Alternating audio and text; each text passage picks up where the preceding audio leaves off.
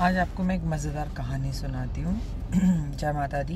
बहुत ख़ास दिन गणपति महाराज आ रहे हैं। अगर अभी तक आपने मुझे इंस्टाग्राम पर फॉलो नहीं किया है या डॉक्टर वायरा की यूट्यूब चैनल पर फॉलो नहीं किया, जहाँ पर मैं आपको गणेश जी के आगमन के सारे एक से एक उपाय बता रही हूँ, तो प्लीज़ फॉलो ज़रूर करें।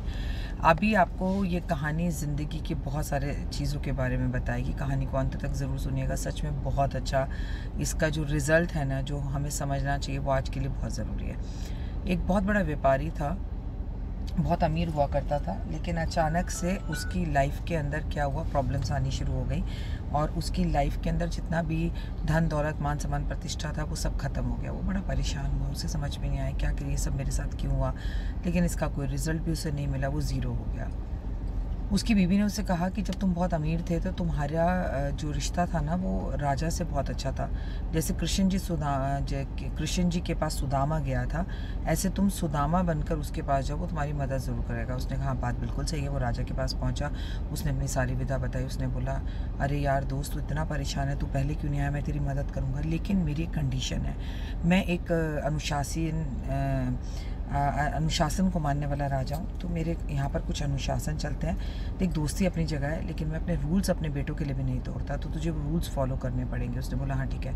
तो बोला, मैं तुझे हीरों के खान के अंदर लेकर जा रहा हूँ, अपनी जेबों में, अपने बोरे में जितने हीरे भरने हैं भर ले, तेरा बुरा वक्त ख़त्म हो जाएगा, लेकिन तेरे पास 3 घंटे की अवधि है। 3 घंटे में जो लेना है ले लेना। अगर तूने 3 घंटे की अवधि ख़त्म कर दी तो इसके बाद मैं तुझे कुछ नहीं दे पाऊँगा।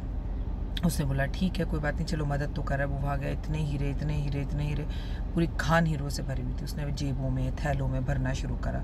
जैसे वो बाहर निकलने लगा तो उसे बड़े चमत्कारी हीरे का खिलौना दिखा। उसने कहा, अरे वाह, इतना सुंदर खिलौना है, ये कैसा। उसके साथ उसने खेलना शुरू किया। उसे टच करता, उसमें से हीरे गिरते, उसे टच करता, उसमें से हीरे गिरते। उसे इस बात का एहसास भी नहीं हुआ कि 3 घंटों की अवधि से ज़्यादा 3.5 घंटे की अवधि हो गई। सैनिक आया और उससे सब कुछ सामान लेकर उसे कमरे के बाहर छोड़ दिया। वो बहुत पछताया। उसने अपने मित्र को, राजा को बोला। राजा ने बोला, कोई बात नहीं, अभी 3 घंटे की अवधि तेरे पास और है, मैं तेरे को सोने की खान में लेके जा रहा हूँ। जितना तुझे सोना चाहिए तो उतना सोना ले लेना। वहाँ सोने से लदे हुए जीव जंतु भी हैं, तो एक आधा जीव जंतु भी जाए तो अपने घर ले जाना। उसने बोला ठीक है। वहाँ गया तो वहाँ पे गाय सोने से लदी हुई थी, घोड़ा सोने से लदा हुआ था, गधा सोने से लदा हुआ था, उल्लू सोने से लदा हुआ था। उसने तमाम तरह का सोना भरा अपनी जेब में और अपने कपड़ों के अंदर, बोरों में, लेकिन उसका मन जो है वो घोड़े पर आ गया। उसने बोला, इस पे मैं अपनी बीवी को दूंगा तो मेरी बीवी कितना खुश होगी। पूरा घोड़े से घोड़े पे चेनें सोने की, सब कुछ उसके घुंघरू सोने के। तो वो घोड़े पे बैठ गया और बैठने के बाद उसे बड़ा आनंद का अनुभव हुआ। थका हुआ था, उसे आसान लगने लगा जीवन, और वो उस घोड़े को वहीं पे घुमाने लगा। लेकिन 3 घंटे की अवधि ख़त्म हो गई। फिर राजा के मंत्री आए और उसका सारा सोना लेके उसे वहीं छोड़ दिया और बाहर वापस भेज दिया। अब की बार वो फिर पछताया। राजा ने कहा, कोई बात नहीं, तू चिंता मत कर, मैं तेरे को चांदी की खान में ले जाता हूँ। वो चांदी की खान में पहुँचा। उसने खूब सारी चांदी इकट्ठी करी। उसने अपने एक बार प्रॉमिस किया कि वो कुछ भी हो जाए, वो किसी भी हाल में जो है यहाँ से कोई भी चीज़ छोड़ कर नहीं जाएगा। वो सारा सामान भरने लगा, सब चीज़ें करने लगी, तो वह चांदी का एक बड़ा सा तख्त पड़ा हुआ था।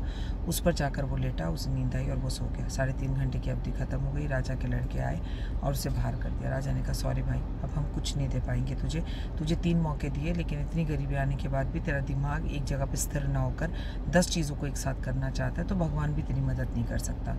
हम भी तो अपने जीवन में यही कर रहे हैं ना। आप और हम पहले जो बचपन में खिलौनों में खेलते रहते हैं, जैसे कि वो हीरे के खान में खिलौने से खेलने लगा। जवानी में हमें गाड़ियाँ चाहिए होती है, घोड़े चाहिए होते हैं जिन पर हम दौड़ रहे होते हैं अपने दोस्तों के साथ, और बुढ़ापा आते आते हम बिस्तर पर सो जाते हैं, जैसे कि वो चांदी के पलंग पर सो गया और अपने कर्तव्यों को भूल जाते हैं। जागिए, यकीन मानिए कि आपका समय भी निकल रहा है। प्रभु का स्मरण कर लीजिए, अभी नहीं तो कभी नहीं, कहीं ऐसा ना हो कि अवधि निकल जाए।